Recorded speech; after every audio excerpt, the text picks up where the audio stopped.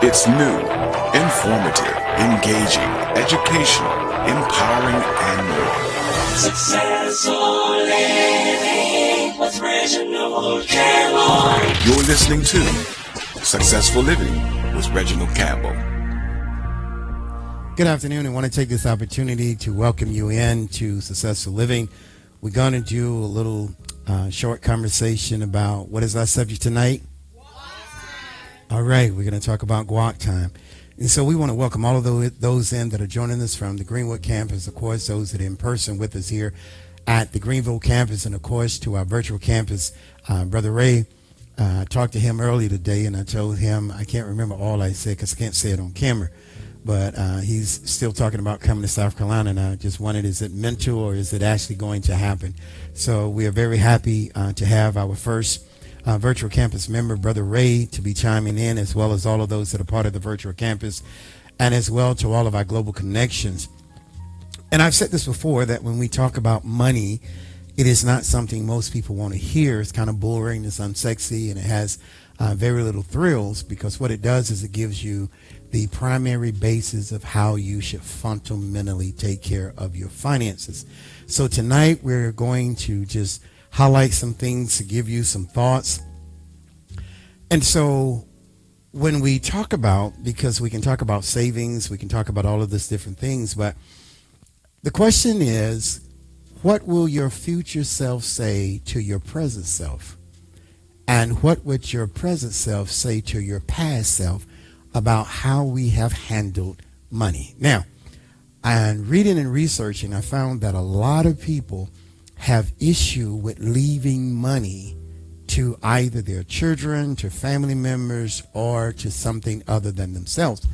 And I had a conversation today with several people that are 65 plus years of age, and it's kind of interesting that many thought they would never reach that age, and many never listened to information to prepare for that time in life.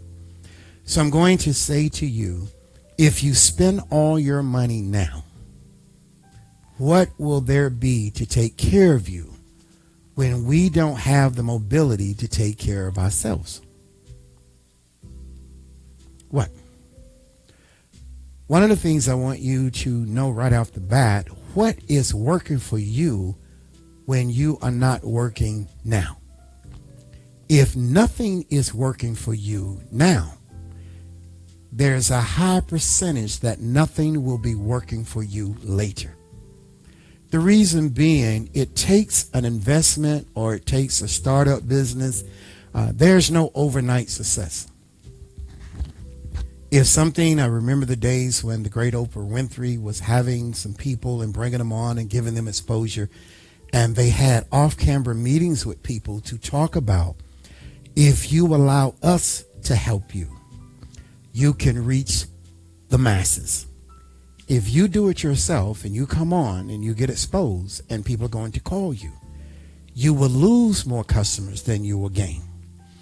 Those who chose to use the system that was presented by some people who are already there, and then they showed 3 to 5 years later people who went on but chose to do it themselves, the largest percentage of those people were no longer in business. I want you to look at this a little different this evening. You are a business. You are a walking, talking billboard for you.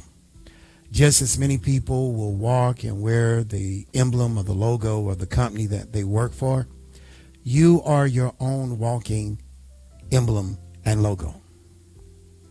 What are you building for your future? What are you building for your retirement? Many people wonder and say the term of, well, I'm not going to leave anything to anybody. And most of the time when you have that perception, you don't leave anything to yourself. Now, I'll say this, the cost of living in 1970, if someone can look that up real quick, is not the same as it was in 2010.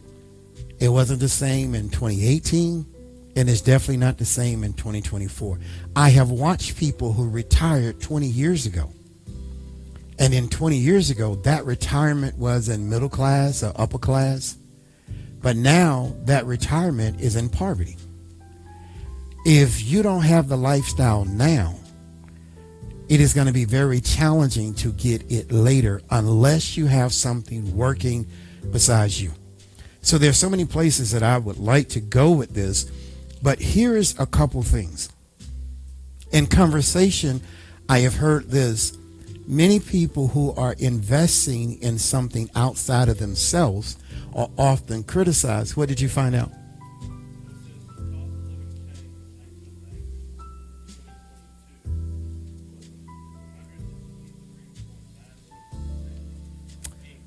So let's say that again. Say it so I can repeat it to everybody. The cost of living in when? 1990? Changed from 1990 to 2022. 123.9.1% increase. Oh, okay. What's your generation? The Gen Zs is like, that's too much. Now, this is fact, not picking on you. Because we were having a conversation, she was talking about, oh, her day was like so-so. I said, you don't have any bills. You're living large. She said she had a bill. It's one bill, my phone bill. Millennials are losing their cars. Gen Zs and millennials are losing their cars. They're the highest rated repo right now in America.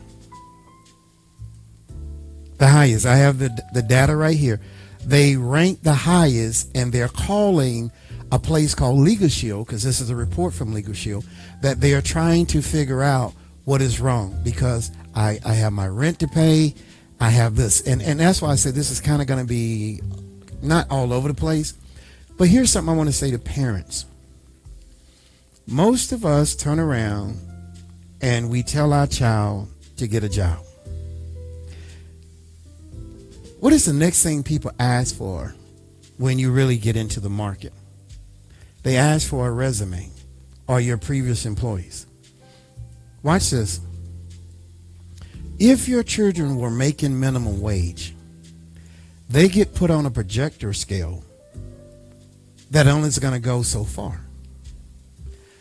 People are patronizing youth by the age of 16. That is determining your pay scale. Other people will allow their kid to do an intern in the company and only have to pay them one check. And that becomes the benchmark for them when they go talk to a new employer about becoming an employee. So where the majority are on the low spectrum, that one check now is viewed as a salary that equals $30, $35 an hour, and they actually can get a job because they work for a firm or they did an internship at a firm versus a low skill job. So then kids that are growing up never wind up being equal because they measure you. And I had always thought this, but I didn't have the data to prove it. And now I have the data that says they're already pegged by the time they're 16 years old. So even when they go to college and get a skill, they always ask for your past references. And if the past references have been low skill jobs, that puts you at entry level or below entry level. Where others have done 2 or 3 internships at different companies, and now they get a $15 to $25 more an hour increase in their income. I thought that was interesting, especially when the millennials are losing their cars at a higher rate than anyone else in America. Consumers we talked to only had enough money to cover their bills. And if you're not used to handling bills, it is hard to see more money go out than come in. So the earlier that they can start, the greater chance that they have of getting comfortable and learning how to do what's not popular, a budget. Now, there is an ethnicity group that has spent over $1.8 trillion projected in 2024. And 2022 or 2021, they had spent 1.2. Here's the problem. They have the least amount of effectiveness and return on the money they spent. So I ask you, what's the return on the money that you're spending? Where there are other ethnicity groups who are outpacing the margin for economics between ethnicities is the largest it has ever been. Why? There's some that are just renting and receiving a paycheck. Other groups are finding a way. See, many times there are some people pick what they want and not what they need. There are some that will pick lower and get a house, in 5 to 7 years flip it, take the equity out of the house, and sell the house or lease the house. Here is why one of the reasons is just not always race as it is the plan. The ones that are succeeding also invest in money market accounts and mutual funds. They have something that will bring them more money over time. Other groups will work and work a job and work a part-time job. And sometimes they will have 2 part-time jobs. And this particular group will have more debt with 2.5 jobs than they had with 1 job. And no return on their investment.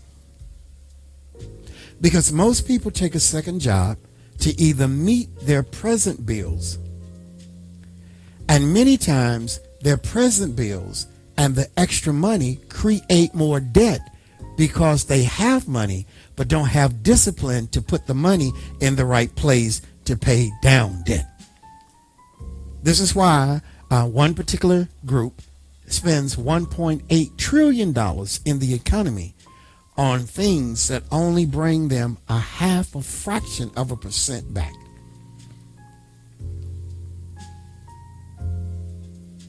So one of the things that has to happen is understanding what money is and what money is not. Okay? One of the things a guy called Jepet Sink said this: fostering a positive relationship with money. Changing how you view money. Money is not to spend. Money is to build. Can you say that with me? Money is not to spend. Money is to build wealth long term. Money is not to spend. I don't want to be a part of the $1.8 trillion people who get less than a fraction of a 0.5%. When other people are buying a starter home, keeping it 5 to 7 years, in year 6 repaint it, redo the kitchen, redo the bathroom, lease it, take the equity, go buy the home they want. Just don't work. Put your money in a, what do they call it? Money market, and put your money in mutual funds, because it will continue to churn money. I talked with a gentleman today and he said these words to me: I didn't have enough confidence in myself. I don't like to read, and I wouldn't read. Now I sit back at 67 and I say to myself, had I left a company that I had worked 30 years for, or an industry that I had worked 30 years for, I could have been a full-time employee, still having my benefits. Now I could get a full Monty of my Social Security and wouldn't have to pay for any. But I jumped to the easy route of going out at 62. And now I don't have the quality of life that I could have. Decisions today will cause you issues on tomorrow. This is why it says understanding the wealth mindset of money and rules. So what do we call it? It is what time? Understanding that we have to foster a positive relationship with money, believing in the abundance of wealth and one's ability to achieve their goal. Here is what the statistical data says. The average American does not have $400 saved up. He says, work to save your first $2,000. All right? There's all kind of things: slush fund, discretionary income fund, savings, 529 for your kids, money to invest. I've read data that said that every person needs to have at least 3 months of their rent or their mortgage saved up. Because just to get the wheels turning, if you become sick or ill or unemployed, you have some level of stability.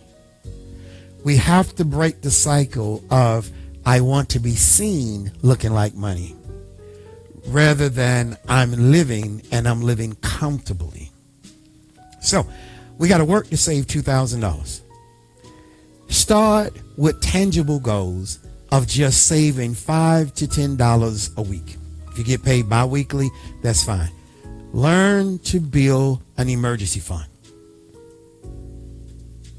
Safeguarding against unforeseen expenses, watch this, that will not affect your paycheck. You can even take your emergency fund and put it in a money market and still make money on it and add money to it. And the biggest thing that I've learned here recently, that most of the time in the money market, you only have to leave your money in there 5 months.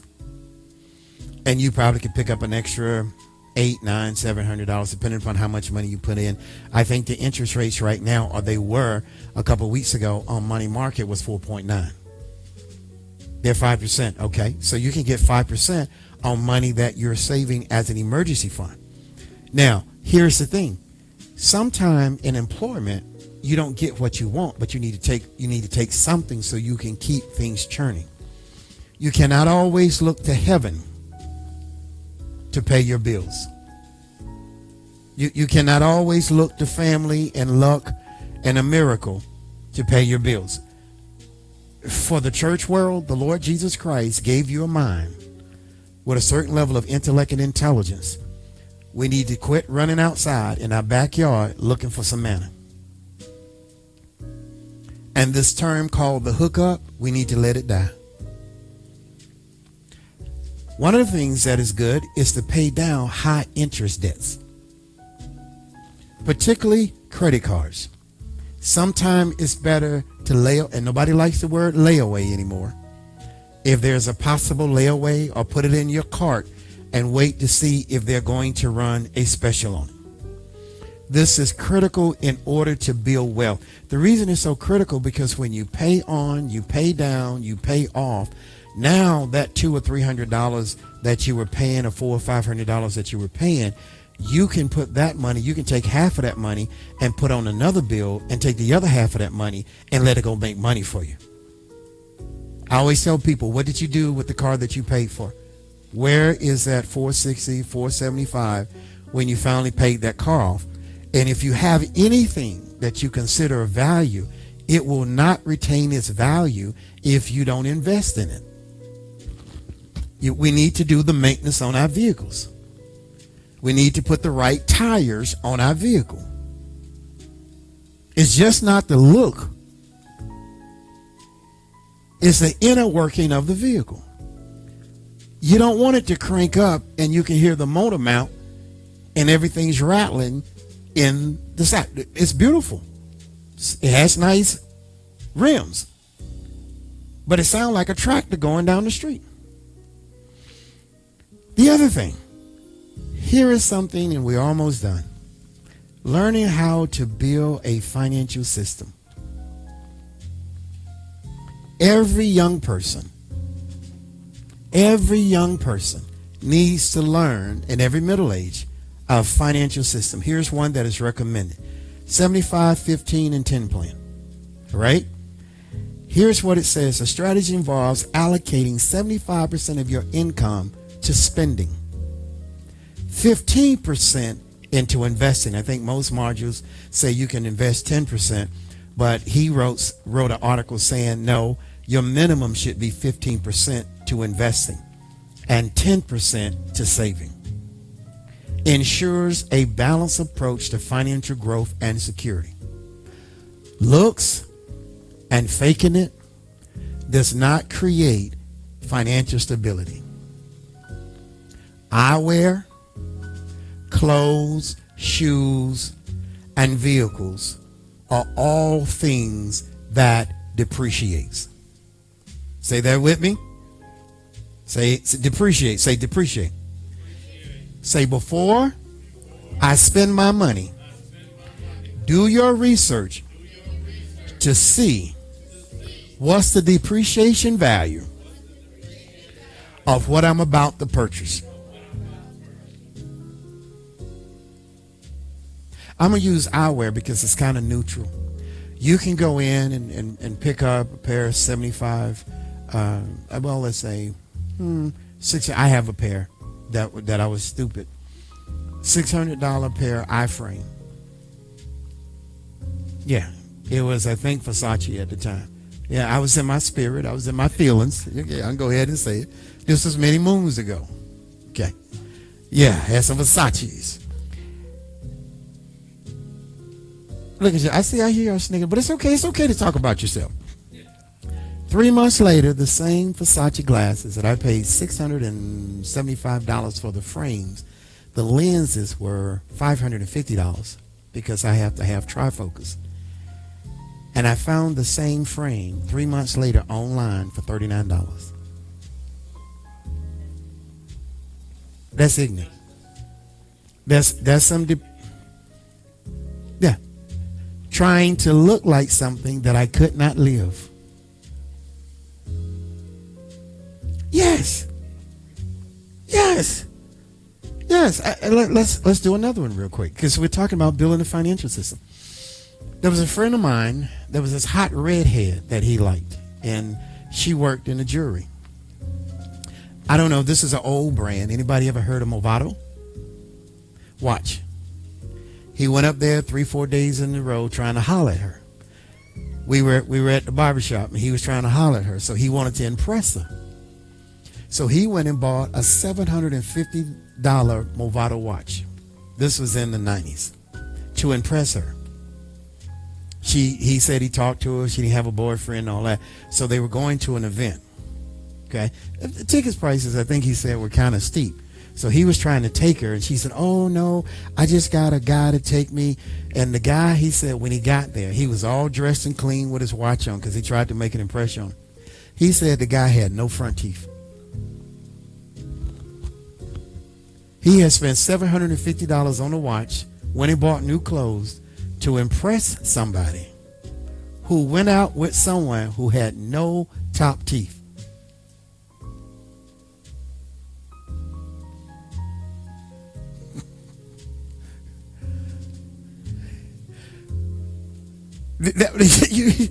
He thought that $750 Movado watch would make an impression, and so he running back up there every day when we got slow at the barbershop. He running up there talking to her. Used to be a jewelry store on Lawrence Road. I can't remember where it was at, but it was a jewelry store, and he bought this watch, and so it was some concert or something going, and he said he saw her at the concert with a dude with no teeth. He said he wanted to go back and get his money because she was on commission, he said. So, he trying to make an impression. He out a watch, and she was snaggerpuss. Build a financial system. Stop trying to impress people who are trying to impress you and everybody in the soup line. He says 75, 15, and 10. The strategy involving allocating 75% of your income to spending, paying bills, 15% to investing, and 10% to saving ensures a balanced approach to financial growth and security. Now, for some people, it may be different, but that's the beginner's plan. Pay down non-credit card debt. In other words, if you can put an extra $50 a month on your mortgage, do so. If you have a car payment, People say, well, what sense does that make? It actually cuts down the years that you got to pay. If you have an automobile or you have a mortgage for 30 years and you pay $50 or $75 more a month and it automatically comes out, instead of paying that house off in 30 years, it actually will cut it down anywhere between 22 and 25 years. And you'll save 5 years of interest because you put that. Now, don't tell them specifically, this goes on the principal. Because if not, they just take it. But if you pay it down, it becomes, you have more equity in it. If you have a car payment, if you take that car payment and you add, and first of all, quit trying to say, give me the lowest, because right now you can finance a vehicle for 8 years. And right now, less than a fraction of a percent of new cars are under $30,000. Most cars, average cars, which we would call compact cars, are starting around $30,000. So to get something decent, you're in the $40,000 to $60,000 range to get something moderately. When $30,000, you could buy a car 25 years ago, a brand new car for $8,000. And you can't live on the same salary tomorrow that you're living on today because of inflation and the cost of living. Here's what he says. You have to make a decision. Deciding between paying down a mortgage versus investment. Investments or paying down a mortgage early depends on several factors, including the interest rate, the personal risk tolerance. Suggest a balanced approach of weighing the potential return on investments against reducing your mortgage debt. There's a time that you may need to refinance your home to get a lower interest rate and create greater equity in your home. And some people go and get a home equity line. And so they tell you this is the top, this is where you can start, and some of them use actually a revolving credit on an equity. So if you had something to take care of, you're spending the equity in your home at a marginal rate versus paying high interest rates. Here is one I think I'm going to close with. Two of them. Increase cash flow from investments. What products are you producing? What patents are you creating? What is existing that you can perfect? And it can bring you an income.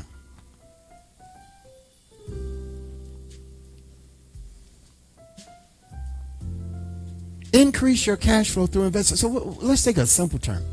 Let's just say in the off season, when it got fall, instead of buying a new weed eater and all of that, let's say you wanted to do a lawn care, you could get a trailer and things and mowers, and some you go get them repaired. And now you could have sown all your seeds to people that now on Thursday, Friday, and Saturday, you cut 5 yards a day. That's one way of increasing your cash flow, because you bought everything at a yard sale. You had everything taken care of. Now you own the trailer, you own the equipment, and you pay yourself back, and you can take that money to increase your cash flow from investing. And he calls it this way. He says the goal is to generate enough cash flow from investments to succeed expenses. That's why I gave us a simple term. There's something you can do. One of the greatest enemies against certain ethnicities is they don't know how to partner together. Caesar, in the movie Planet of the Apes, said, 1 ape you can break. A group of apes you can't break. Sometimes it's a lot easier to get 10% than no percent. Partnering with other people. Now, some people see partnering as debt. Why would you go? And this is number 2. Stop seeing everything as debt. This is when I talk about investment. It will cost you something. If it's a real investment, it will cost you something up front. It's like education. It'll cost you up front. But as you get older and don't have the mobility, it'll pay you back. And you'll be able to stand on the principles of the knowledge that you've already learned and the experience that you've already gained. And now your education will pay you back. So the question becomes, anything that's going to make a profit comes with a cost. All bills are not debt. People, it's a false narrative to say I'm debt free. It's a false narrative to say I'm debt free. You got to pay for something. Nobody's going to give you any name brand coffee for free. You're going to have to pay for something. The problem is, what's paying you back? Stop. So somebody said, well, why would you go buy another lot? Why would you go buy another house? Because it's $30,000 today. It's going to be a lot more in the future. And there's a new term, you probably have heard of it. I just learned of it. It's called cost segregation. Yeah, it's a new term. So it works with the tax revenue, and it's called cost segregation. So you can do another projection on cost. But see, this is when your conversation has to change.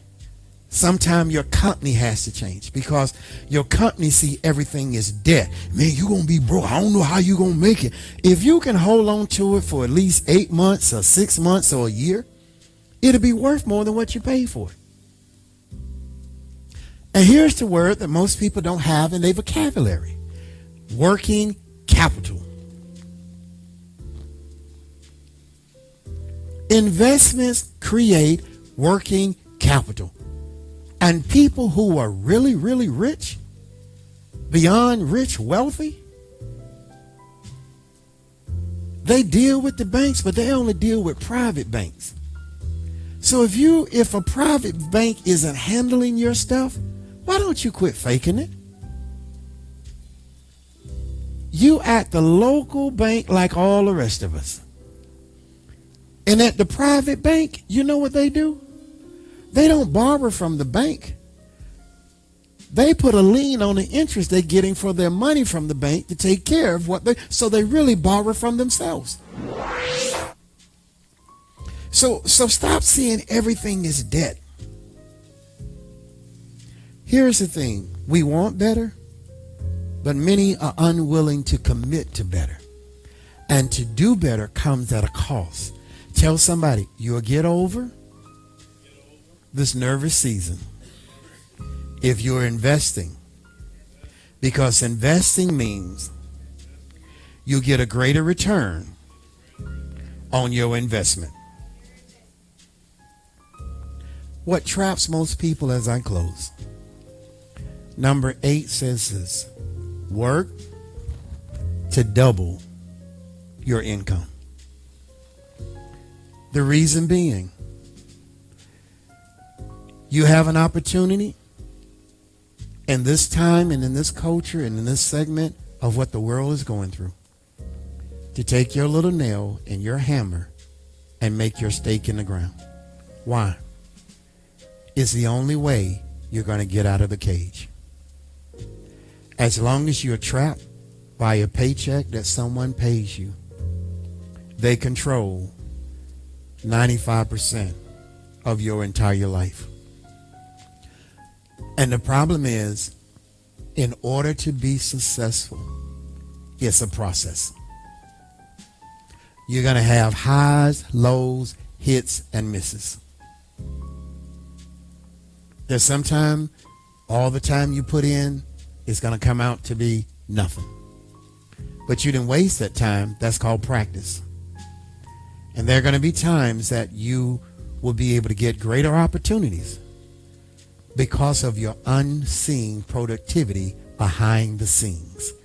People who are successful and that are able to sustain success are not the people you see out front.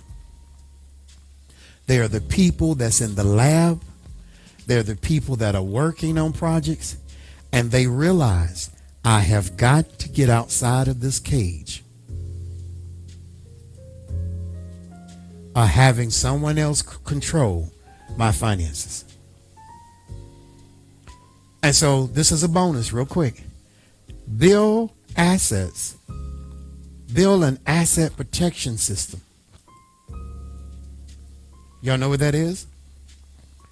You have enough things around you that if you're about to lose something, you can sell off one of your assets to protect your hub. It's like a nest. The mother bird builds the nest, and the babies are in the nest, and they don't have a problem with you picking a straw. So the straw that falls from the nest, the babies are still in the nest. As long as other people can control your income, they will control your destiny.